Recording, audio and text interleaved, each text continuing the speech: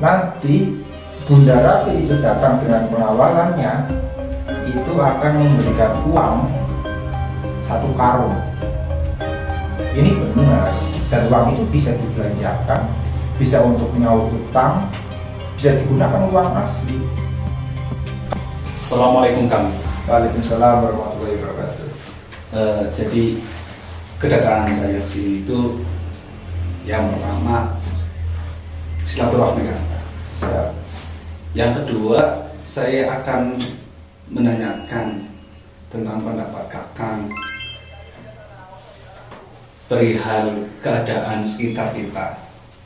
Yang pertama adanya judi online, ya kan?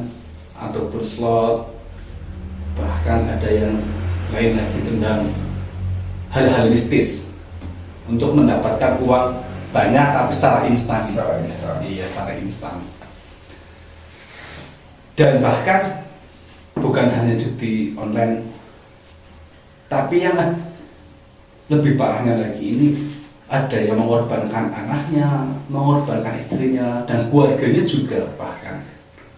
Itu yang katanya ada di daerah Gunung Kawi Kang. Lah, lantas yang saya telusuri itu apakah benar adanya itu terkait dengan pesugihan Gunung Kawi yang katanya itu bisa mengkayakan seseorang dengan cara tiba-tiba dan uangnya itu instan dan sangat besar lah uang nominal uangnya itu. Menurut Kakang itu benar adanya nggak sih? Ya. Gini Mas Odi, bicara tentang pesugihan atau uang instan yang banyak sekali dibicarakan di masyarakat itu sebenarnya itu hal yang sangat tabu sekali dan riskan. Iya. Kita ngobrol tentang pesugihan itu riskan. Kenapa? Karena sebagian masyarakat itu menganggap bahwa ini hanya mitos belaka. Tapi ada juga yang mempercayai bahwa pesugihan apapun, termasuk yang tadi ditanyakan adalah pesugihan Gunung Kawi, itu benar-benar ada dan nyata. Untuk menjawab pertanyaannya Odi, saya akan menjawab berdasarkan pengalaman seseorang. Pengalaman seseorang yang pernah melakukan pesugihan Gunung Kawi. Jadi kalau kita lihat dari pengalaman beliau yang pernah melakukan pesugihan Gunung Kawi, berarti pesugihan Gunung Kawi itu benar adanya dan nyata. Berarti itu bukan mitos atau apa ya Kang? Bukan hanya mitos, walaupun banyak sekali masyarakat yang menganggap bahwa ini hanya mitos belaka.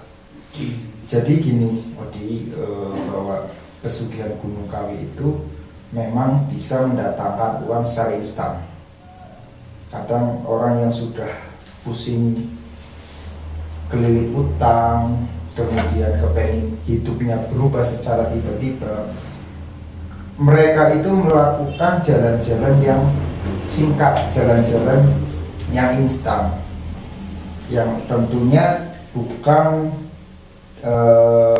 dalam syariat Islam atau bisa dikatakan menyekutukan Allah, syirik, termasuk Gunung Kawi ini. Itu. Jadi kalau saya jawab berdasarkan pengalaman orang yang pernah saya temui itu, pesugihan Gunung Kawi itu ada. Oh iya Mas, sudah terjawab itu pertanyaan satu yang pertama saya ada. Itu pertanyaan pertama terkait adanya dengan Gunung Kawi. Terus yang menjadi pertanyaan kedua, lantas bagaimana cara terkait dengan pesugihan Gunung Kawi tersebut? Caranya bagaimana?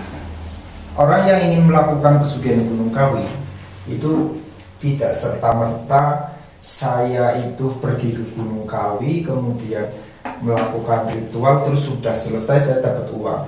Tidak semudah itu. Berarti persyaratan itu juga panjang juga ya Kang mungkin ya? Panjang sekali dan saya kira itu sangat berat. Karena tidak mungkin iblis atau setan akan bekerja sama dengan kita, hanya ngasih uang ke kita itu secara cuma-cuma itu tidak mungkin. Iya. Otomatis ada permintaan yang mereka inginkan, ada syarat-syarat yang mereka inginkan. Salah satunya adalah kalau kita mau melaksanakan pesugihan Gunung Kawi, kita harus ke sana itu pertama harus semedi. Semedi selama 9 hari 9 malam. Sebelum melakukan ritual semedi itu diawali dengan mandi, kemudian ada mantra khusus yang harus dibacakan. Nah, dari mana mantra itu didapatkan? Dari juru kunci yang ada di sana. Setelah itu dilakukan mandi, baca mantra, kemudian melakukan semedi selama 9 hari 9 malam, baru kita pulang. Di rumah itu orang yang melakukan pesugihan itu harus menyiapkan satu kamar khusus, satu kamar kosong yang khusus untuk Kanjeng Ratu. Sebutan mereka itu Bunda Ratu, Kanjeng Ratu, penguasa Gunung Kawi, yang akan datang ke kamar itu setiap malam Jumat Wage. Berarti itu sepulang dari Semedi. semedi tadi ya. Sepulang dari semedi harus menyiapkan kamar kosong. Nah, kamar kosong itu setiap Jumat Wage itu pun ada persyaratan yang harus disiapkan atau sesajen yang harus disiapkan. Salah satunya di kamar itu harus ada yang namanya ayam pancawarna. Apa itu ayam pancawarna, Pak? Ayam pancawarna itu ayam yang memiliki bulu 5 warna. Nah, ada yang namanya ayam telon, ayam pancawarna. Itu salah satu syaratnya itu ada ayam pancawarna. Dan itu sangat sulit sekali. Kita cari ayam pancawarna itu sangat sulit sekali. Ayam telon saja, telon itu 3 warna, itu sangat sulit. Masih mending ayam cemani, itu masih banyak. Iya, yang saya dengar kan paling ayam cemani Ayam doang, cemani, iya. ya. Itu yang sudah biasa di masyarakat, Ya. gitu kan. Kemudian tadi ayam pancawarna, terus harus ada yang namanya kemenyan Arab. Itu semua sudah tahu dan banyak sekali dijual. Lantas harus menyediakan kopi hitam pahit tanpa gula. Bukan kopi yang seperti ini ya. Bukan. Kopi hitam pahit tanpa gula. Kemudian segelas air putih. Nah, setiap malam Jumat Wage itu harus disediakan. Nanti sebutan mereka tadi sebagai Bunda Ratu atau penguasa Gunung Kawi akan datang setiap Jumat Wage. Nanti Bunda Ratu itu datang dengan pengawalannya, itu akan memberikan uang 1 karung. Ini benar, dan uang itu bisa dibelanjakan, bisa untuk nyaur utang, bisa digunakan uang asli. Kalau dari pengakuan dan kesaksian orang yang pernah saya temui, itu 1 tahun itu sekitar 4 kali diantarkan uang 1 karung itu. Jadi itu persyaratan untuk melaksanakan pesugihan Gunung Kawi. Lah, itu kan yang disebut Bunda Ratu ataupun penguasa alam ataupun apa kan itu orang goib ya, bukan orang. Itu orang goib sekali kan ya. Nah, lantas bagaimana cara mendatangkan uang tersebut? Kalau kita sesama dukun mungkin bisa saling transfer kan, karena itu dukun juga manusia.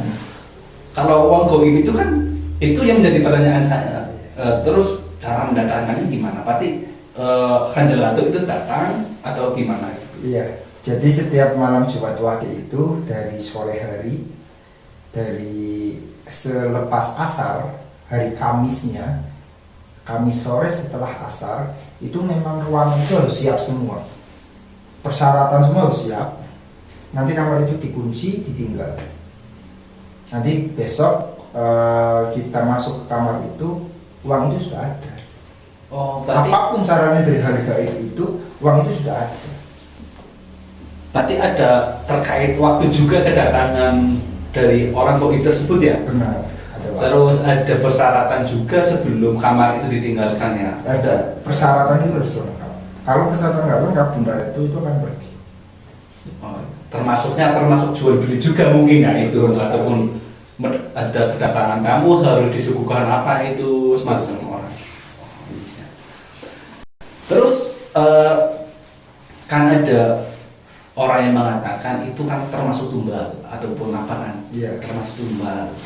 Terus yang menjadi pertanyaan saya, apakah ada dampak tersendiri bagi dirinya orang tersebut yang melakukan ritual, ataupun dampaknya itu kepada keluarga atau dampaknya kepada anak?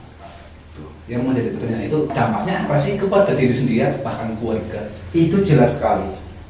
Tadi saya sudah sampaikan di awal bahwa persekutuan dengan setan itu tidak cuma-cuma.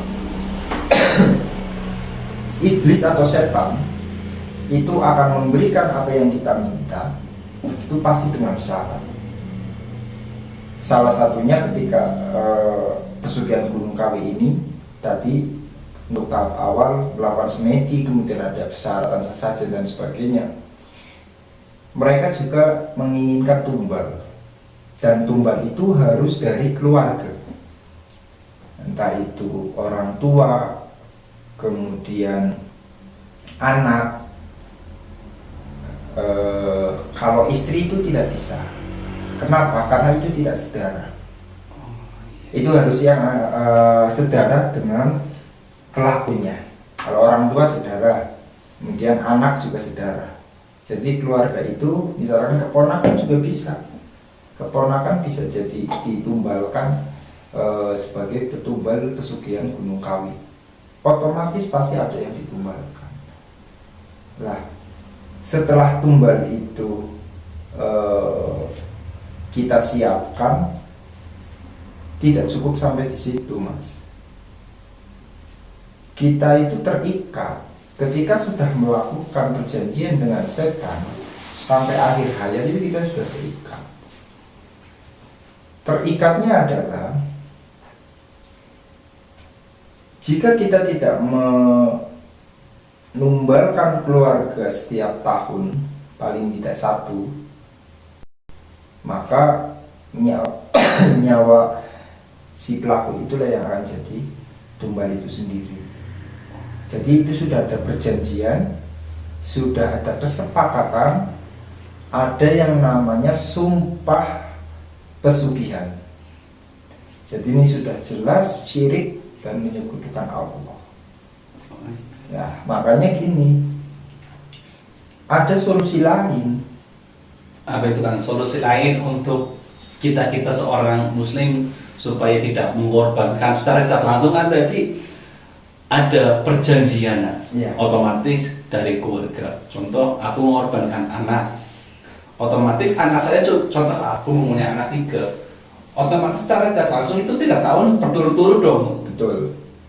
Lantas kita masa iya setiap tahun itu punya anak lagi demi keuangan tersebut, ya itu sangat merugikan sekali kan. Iya. Bagi orang-orang yang tidak punya anak aja pengen punya anak kan, apalagi kita sudah punya anak malahan dimanfaatkan untuk kekayaan kita sendiri. Betul. Padahal kan secara tidak langsung kekayaan kita kan itu untuk anak turun kita, membahagiakan keluarga. Kok itu sangat tidak enak banget lah. Kita kaya tapi tidak mensejahterakan keluarga ataupun mengenakan keluarga. Bagi orang yang berpikiran normal, bagi orang yang masih berpikiran jernih, akan berbicara bahwa sayang sekali kalau anak saya atau keluarga saya ditumbalkan. Tapi beda cerita ketika orang sudah kalut pikirannya, sudah gelap mata, yang penting saya butuh uang cepat, entah itu untuk bayar utang, entah itu untuk menaikkan derajat, apapun akan dilakukan. Ya itu kan problemnya saat ini itu jadi kan. Iya. Dan saat ini itu bukan hanya di kota ataupun di desa, iri sama tetangga beli apa, kita kan pengen beli ini juga, sehingga kita dari tingkat orang biasa ingin menjadi orang kaya, sehingga cara apapun halal ataupun haram pun kita laksanakan kan. Betul sekali.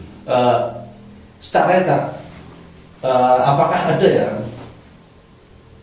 pesugihan semacam ini yang halal atau tidak ada pengorbanan anak atau keluarga diri kita sendiri? Apakah itu ada lagi nggak, Kang? Ada, yang jelas itu ada. Ini juga termasuk pesugihan kalau saya katakan, pesugihan syariah. Ada bank syariah, ada pesugihan syariah. Itu halal ya, Kang? Itu halal tanpa tumbal gitu. Kadang persepsi masyarakat itu gini, kalau sudah dengar kata pesugihan itu menyebutkan apa? Padahal pesugihan itu kan jalan kita mencari rezeki, mencari uang, mencari harta untuk memperkaya diri. Cuma jalannya saja yang berbeda. Ada yang lewat syaitan, seperti tadi dicontohkan Gunung Kawi pesugihan. Ada yang lewat bekerja, hanya dohirnya saja. Ada juga yang lewat batin dan dohir. Nah, jarang sekali orang yang mengkombinasikan antara dohir dan batin itu. Mungkin yang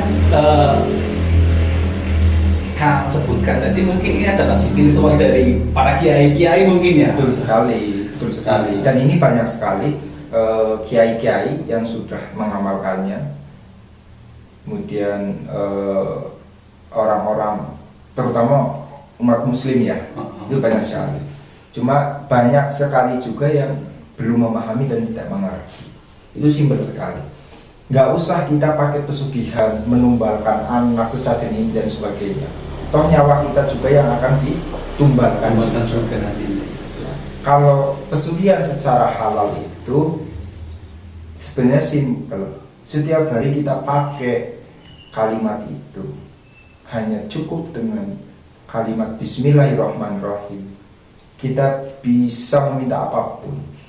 Cuma Bismillahirrahmanirrahim itu kan? Iya. Cuma walaupun cuma Bismillahirrahmanirrahim, tapi ada caranya. Juga tidak terasai juga dong ya, Iya. sama sebelah tadi yang pernah yang tadi saya ucapkan juga dong. Betul. Nah, Juga ada caranya. Jadi gini, Mas Odi, orang yang hanya tahu Bismillahirrahmanirrahim itu sebagai kalimat pembuka segala kegiatan apapun, itu hanya memaknai Bismillah itu ya saya mau melakukan apapun menggunakan Bismillah, membaca Bismillah. Tapi sebenarnya di dalam kalimat Bismillah itu tersimpan bahasa kalau saya itu jimat. Jimat yang sangat luar biasa. Jimat itu barang siji sing kudu dirumat. iya itu kata-kata orang Jawa juga. Iya. Kata Kalau kata orang Jawa itu jimat barang siji sing kudu dirumat. Satu barang yang harus dijaga. Iya betul. Gitu. Kenapa harus dijaga? Karena kita tahu bahwa ini punya karomah yang sangat luar biasa. Bismillah itu adalah rangkuman dari bisa saya katakan rangkuman dari satu kitab Al-Quran. Iya betul. Nah, Al-Quran itu dirangkum lagi jadi surat Yasin. Oh iya. Surat Yasin dirangkum lagi jadi surat Al-Fatihah. Dan surat Al-Fatihah dirangkum lagi jadi bacaan Bismillah atau kalimat Bismillahirrahmanirrahim. Kalau kita tahu maknanya dan tahu cara mengamalkannya, itu akan jadi jimat atau senjata yang sangat luar biasa. Gitu. Ya salah satunya tadi untuk pesugihan juga ya kan. Betul. Nah lantas itu cara pengamalannya kan tadi cuma membicarakan itu Bismillah itu adalah suatu jimat bagi orang muslim. Cara pengamalannya gimana kan? Entah apakah sama tadi harus saya menjalankan ini itu ataupun yang lainnya Iya. atau apa tuh kan? Untuk mendapatkan jimat tersebut itu ada pengamalan khusus untuk membacakan kalimat Bismillah tersebut. Ada waktu-waktu tersendiri ya kan? Ya? Ada waktu-waktu tersendiri. Untuk bisa mendapatkan karomah Bismillah yang sangat luar biasa, bacalah Bismillahirrahmanirrahim setelah sholat fardu sebanyak 786 kali, tidak boleh kurang, tidak boleh lebih. Minimal selama 7 hari. Berarti secara berturut-turut orang. Berturut-turut Berturut-turut 1 minggu ya. 1 minggu. Itu minimal. Kalau bisa kuat 41 hari. Tidak boleh putus. Jumlahnya 786, tidak boleh kurang, tidak boleh lebih. Kalau pengen hebat lagi 100 hari. 100 hari. Tapi silakan dicoba selama 7 hari dulu. Berarti ini bisa secara tidak langsung pembuktian dong. Kalau 7 hari belum berhasil, kita lanjut 40 hari kan, Iya. 1 hari ataupun 40 hari. Setelah itu kita bisa lanjut lagi kan, selanjutnya 100 hari Ya, dari. Nah, cuma persoalannya gini, banyak pertanyaan. Saya butuh uang 1 miliar. Lantas ketika saya sudah mengamalkan selama 7 hari, dari mana uang 1 miliar itu akan datang? Iya, yang menjadi pertanyaan gitu lah. Kan kita ya kita menyalahkan, sebenarnya tidak menyalahkan kan. Tapi sebenarnya salah sih. Dengan orang-orang yang pergi ke Gunung Kawi ya, karena itu terlilit hutan ataupun sangat terpepet bangsa, kepepet karena jeratan hutan ataupun macam sebagainya lah, karena sampai-sampai ke Gunung Kawi karena kelilit hutan tersebut ya, gitu kan. Menurutku adanya orang seperti itu ke Gunung Kawi karena keterlibatan hutan yang sangat besar. Betul, betul. Nah, sama seperti itu. Lantas bagaimana kita bisa tahu bahwa tirakat yang kita lakukan membaca Bismillah selama 7 hari sebanyak 786 kali itu berhasil atau tidak, kita mendapatkan hajat kita atau tidak? Itu cara mengetahuinya bagaimana itu. Kembali lagi,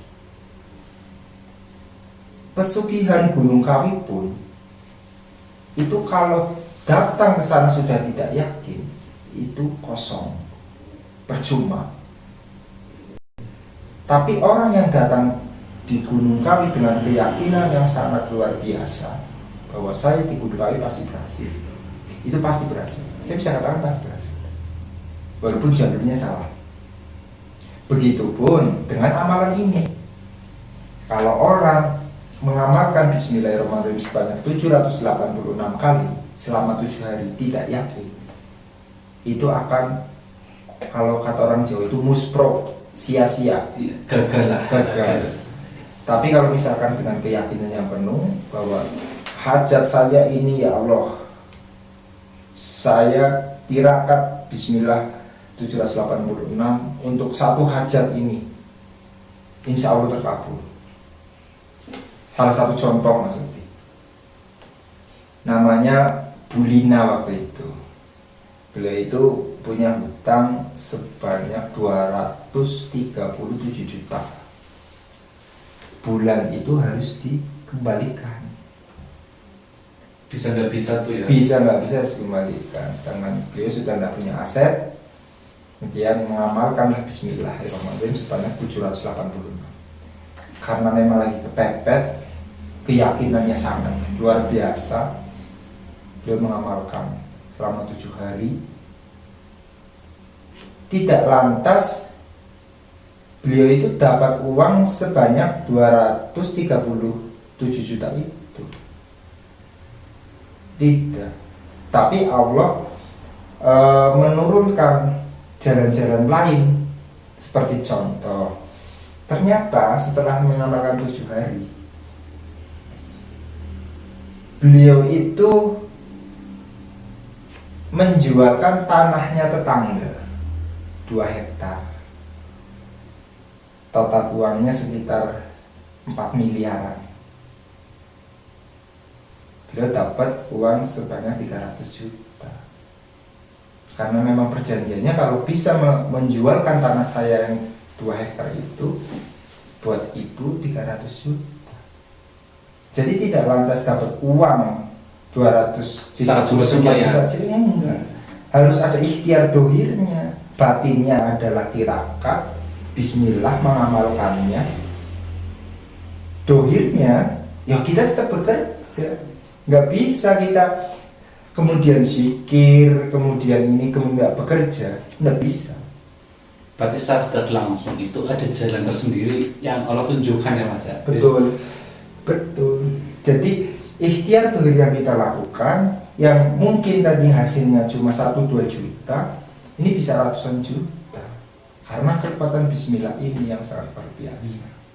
Jadi kalau misalkan ada teman-teman yang punya hajat besar, kepepet utang, butuh uang 1 miliar dan sebagainya, yakinkan kalau ini bisa. Dan setelah lulus selama 7 hari mengamalkannya ini, 786 tidak boleh kurang, tidak boleh lebih. Setelah itu akan menjadi jimat yang sangat luar biasa di dalam tubuh kita. Kita punya niat apa, mau apa, baca bismillahirrahmanirrahim, itu akan sangat luar biasa sekali, tajam sekali, lebih tajam dari pesugihan Gunung Kawi yang itu hanya 1-2 tahun sudah selesai. Gitu. Kalau ini langgeng sampai kita mati pun kita akan langgeng diberikan rezeki yang sangat luar biasa.